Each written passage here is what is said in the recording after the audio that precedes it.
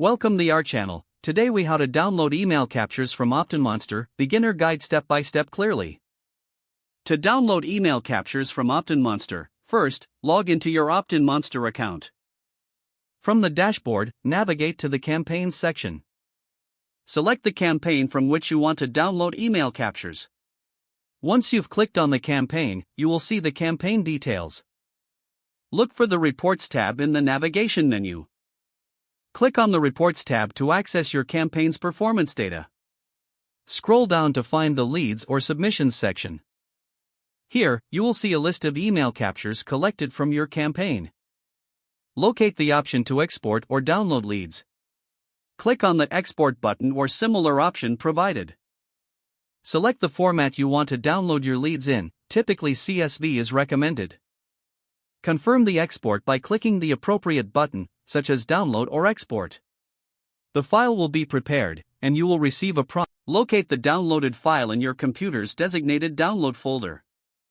Open the file to verify that all email captures have been included. You can now use this data as needed for your marketing efforts.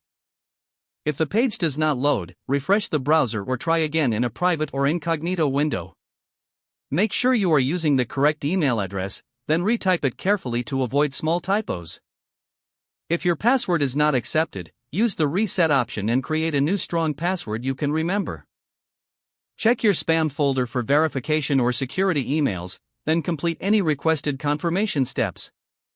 Enable two-factor authentication if available to improve account security and reduce unauthorized access risk.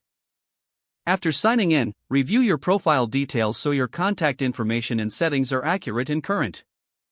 If you see an error message, note it down and try again after restarting your device and internet connection. Log out when you finish, especially on shared devices, to keep your account and payment information secure. If the page does not load, refresh the browser or try again in a private or incognito window. Make sure you are using the correct email address, then retype it carefully to avoid small typos.